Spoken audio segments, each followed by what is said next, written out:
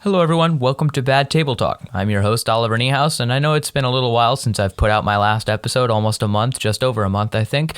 Sorry, it's been a little bit of a hiatus. I've been working on things like school, applying for colleges, things of the sort, but I've been finally able to put out an episode today, and this one is a little bit different because this is actually an interview that I was able to conduct. If you're not aware, I am currently participating through my AP Government class, the nationwide C-SPAN project, where high school students are tasked with bringing up issues that are most important, or they believe are most important, for the new Congress in 2021 and the president to take up. And I chose campaign finance reform for that. So I'm working on a video and a documentary that I'll be sure to put out very soon within the next week. And because of that, I was able to conduct an interview with the national director of WOLFPAC, and they're an organization that is working to pass a constitutional amendment that would basically ban corporate lobbying and get money out of politics to make sure our voices are heard. If you are able to look at a previous episode that I recorded, I was basically talking about that, and it was called Get Money Out of Politics, and that was through my Actually Making America Great series. And just in general, if you want to check that out, that will be in the description below. But without further ado, I will be showing you the interview I just had with the National Director of WOLFPAC, Michael Monetta. So without further ado, please enjoy. Welcome to Bad Table Talk. I'm your host, Oliver Niehaus, and this is where we break down all of the current news and talk about everything you aren't supposed to talk about at the dinner table. That being politics, religion, money, and more. My goal with this series is to provide easy-to-listen, informative segments addressing the most pressing issues we face, and to start much-needed conversations as a result. As always, thanks go out to my friend Oscar Gregg for providing the music you hear, and you should all check out his single Acrobats, which will be linked in the podcast notes below. If you enjoy what you hear, please subscribe on Apple Podcasts and leave a rating and review, and feel free to also share your thoughts with me via email, which is linked below as well. So sit back and relax while I talk about how utterly f***ed we are as a country. I'm totally kidding. Sort of. All joking aside, regardless of where you stand politically, I hope everyone is motivated by what they hear to research more about these issues and feels ready to contribute to making our nation a better place for everyone. Thank you, and please enjoy. Thank you very much for being here. This is Michael Monetta. He is the National Director of WOLFPAC. Is that correct? That is correct. Awesome. Yeah. So as I was talking about before, this is for the C-SPAN project, where students are tasked with picking what they believe is the most important issue for Congress to address, the upcoming Congress to address in 2021. And I kind of gravitated toward this issue because I've done some research, and everything from healthcare to criminal justice reform to climate change to everything of the sort, it really comes down to we can't really get any action on any of these issues if we don't really have a voice in the issues themselves, and if the corporations have a lot more power than we do. So I guess that's kind of why I gravitated towards this issue. So I guess just kind of to start this off, just tell me a little bit about yourself, how you got into the political kind of sphere, and in particular WOLFPAC and campaign finance reform. Sure. Yeah, glad to do that. When I first started WOLFPAC, when I first started volunteering with WOLFPAC, I really wasn't that politically involved with anything prior. I grew up just playing sports and not paying too much attention to what was happening in DC, in a small town in New Hampshire. Claremont, New Hampshire is where I grew up. And I just started listening to independent media is really what got me. I mean, once you realize just how bad it is in DC and how much our representatives in Congress are not representing the people on either side, it's definitely not partisan. You kind of just, I think once you come that far and you realize what's really happening, I think it's almost impossible not to get involved, at least in some way. So for me, WOLFPAC was founded by Cenk Uygur. He's the host of the Young Turks, who you might have heard of. For sure. And, I volunteered on day one when he introduced it. And I just started helping in whatever capacity I was able to. And then I just worked my way up sort of organically. I became the national organizing director, and now national director. So I've been doing this for, I guess 8 years paid now as a full-time job, and have experienced, quite a bit. It's been quite a run. I mean, we, as I'll explain to you, as I'm sure you'll get to, but we work in state legislatures. And so I've met a lot of state politicians throughout the country. It's been quite a ride. Absolutely, yeah. Yeah, that's awesome. So I think just in general, this might be the next question might be a big one, but I think it's really important to kind of, set out kind of what we're looking at, what our final vision is. So I guess let's hypothetically say that tomorrow you're king of the world. Now, obviously, with campaign finance reform, that may be exactly the thing we're trying to avoid, is all of the power within the hands of one or a few people. But just for sake of discussion, if you had the power to change things to be exactly how you believe would, I guess, benefit the people most, or benefit, I guess, society the most through, action, what is the, I guess, final goal of WOLFPAC, or the goal, I guess, of the most part? Like what would the perfect society or legislative society look like to you? And, that might be a big question. So feel free to break it down or discuss it however you feel is best. No, it's a great question. At the end of the day, the ultimate goal is to really have a country that represents like the values of the citizens, right? So in the United States, I mean, it's not complicated, right? I mean, this country was supposed to be dependent upon the people alone, right? That was the stated intention of our founders a couple hundred years ago. And, we've been a work in progress, right? This is an evolution. It's a democratic republic. It has had some pretty dark days, as we all know. But the amazing thing about our country is that when we're able to see something, a problem with society or the way that our government's operating, structurally, we are able to change it. That is what makes us different from a lot of other countries. We do have that power. That's why our Constitution is often called the greatest document ever written, right? It's because it gives us the power to change it whenever we want. And I always reminding people, because it's easy to get discouraged, and this fight seems huge, right? Like this dominance of big money and special interest controlling our government. But if you step back and think about it, we have over 300 million people in this country, right?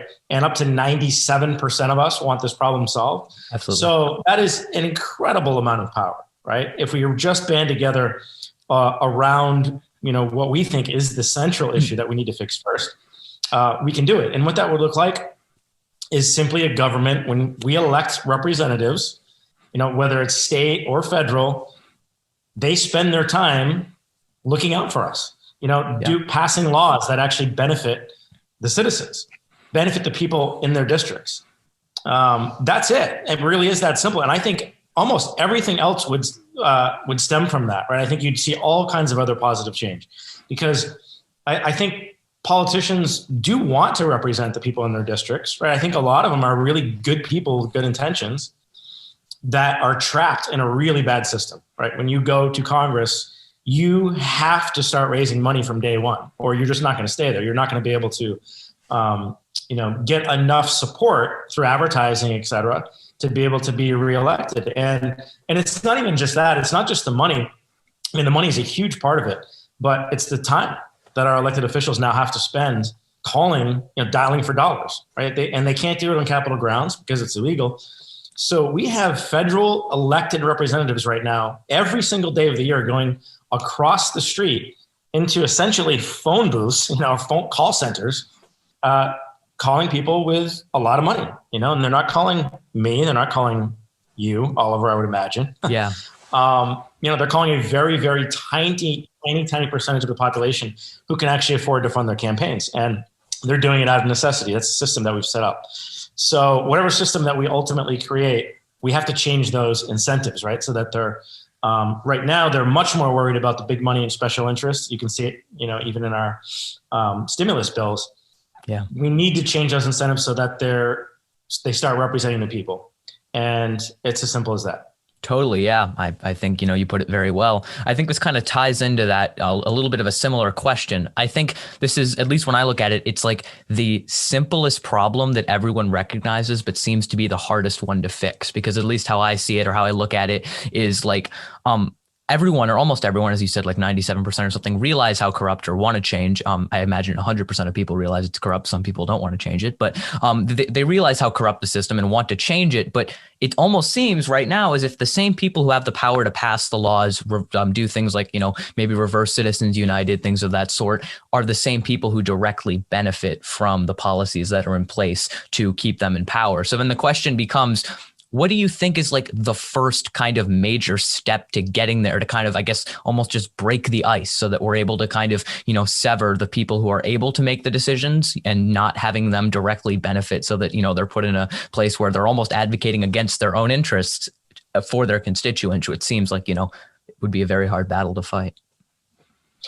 Yeah, well, I think the first step is amending the Constitution, as crazy as that may sound. I think anything short of that is going to not get us there, and may in fact actually lead us down a path where we do a bunch of like minor fixes that people sort of, maybe the media, touts certain reforms as being, the best campaign finance reform, to happen. And a lot of people sort of get tricked into thinking that we've solved this problem when we haven't.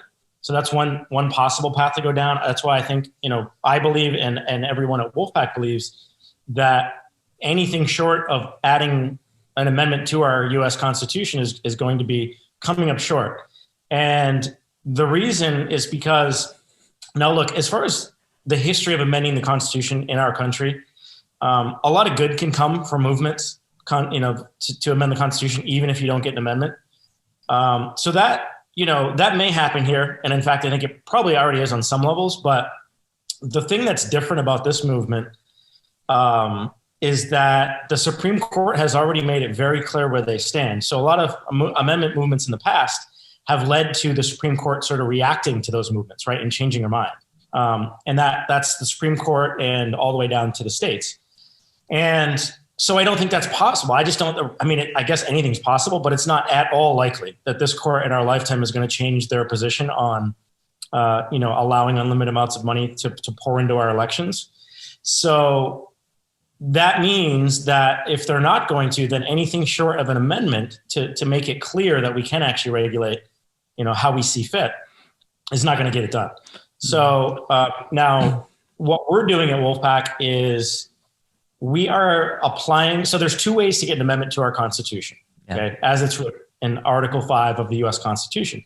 2/3 of Congress can propose an amendment, or actually anybody in Congress can propose an amendment, right? And they have. In fact, throughout our history, over 11,000 amendments have been proposed within Congress.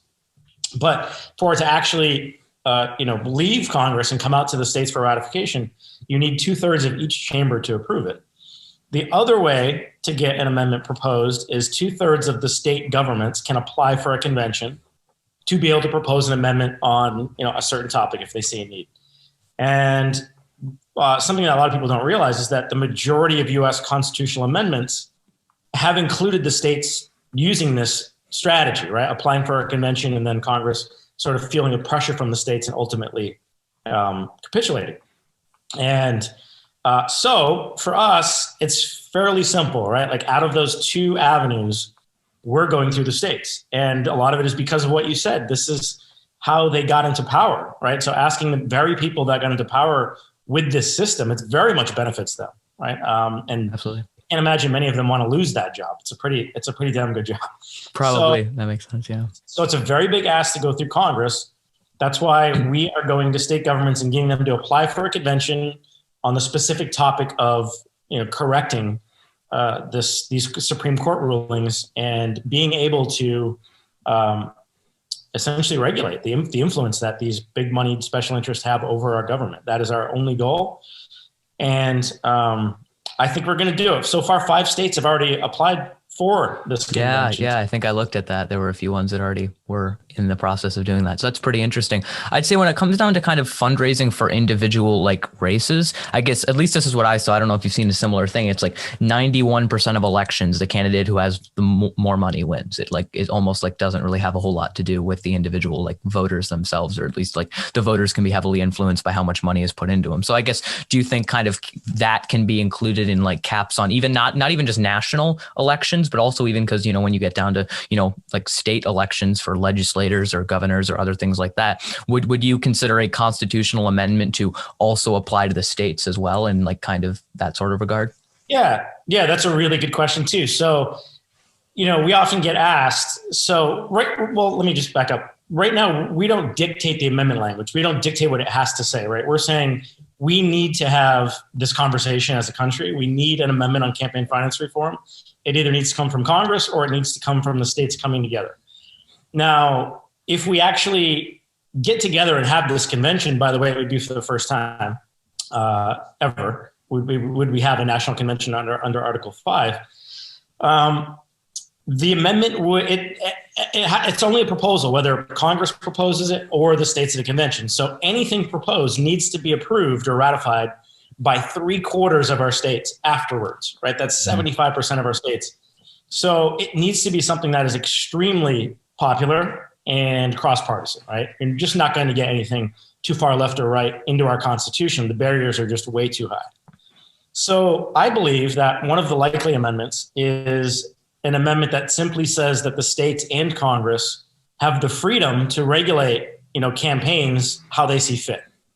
And it was like that for many years before the Supreme Court started getting involved. And essentially, the Supreme Court is now dictating to the states that they must allow super PACs, right? They must allow these unlimited amounts of money to be spent in their elections, no matter what they think, right? So I think that that's something that's really popular, just based on my conversations with legislators, and could actually get ratified.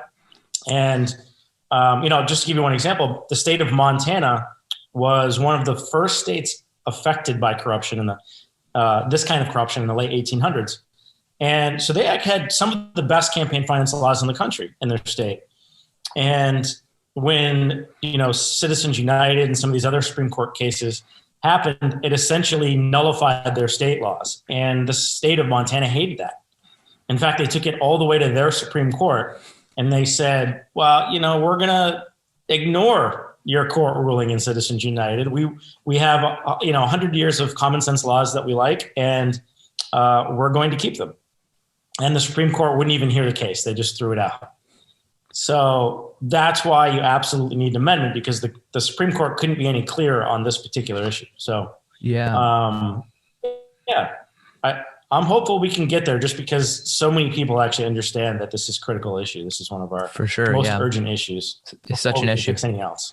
Yeah, for sure. So I'm curious, and this is a genuine question. I'm not really sure how passing amendments that I don't know if it says violate other amendments, but I know there's a precedent that says that under Citizens United, money is considered speech and protected under the First Amendment. Maybe you have more, knowledge and you can expand upon that. Would a potential, I think it would be 28th Amendment at this point, could there be some contradiction between obviously the fact that money is considered speech when you consider it in the abstract is just, I don't want to use the word idiotic, but I guess I will, because it just doesn't make any sort of logical sense. But regardless, that's the precedent that's set. So the question is, if a 28th Amendment was passed that therefore contradicted the First Amendment, I don't know if you can challenge the constitutionality of a constitutional amendment. I don't know. That might get complicated, but I don't know if you can expand on that a bit. No, that's a really good question too. So the answer is no, it would definitely not contradict any other amendments. So the First Amendment doesn't take anything about corporations having the right to spend unlimited amounts of money in our elections, right? In fact, if you know anything about our founders, they were pretty weary of corporate power. So to make that stretch of that it actually applies to them being able to buy influence in our elections is absolutely absurd. There's no other way to look at it, right? So all that is, when you're talking about money equaling speech and being covered by the First Amendment, that is the Supreme Court's interpretation of the First Amendment. It is an incorrect interpretation. It is absurd, and the American people do not agree with it overwhelmingly, right? And the court itself didn't agree with that for a long time. This is a fairly new thing, which is also something we need to realize, is that the court, for a lot longer than they have in recent times, did not agree with that. They thought that putting reasonable limits was vital, actually, to the health of our democratic republic. So this Supreme Court is just completely out of line. And we need a 28th Amendment that just reestablishes, our right to self-government, basically, right? Our right to have representative government. And that's really the bottom line here.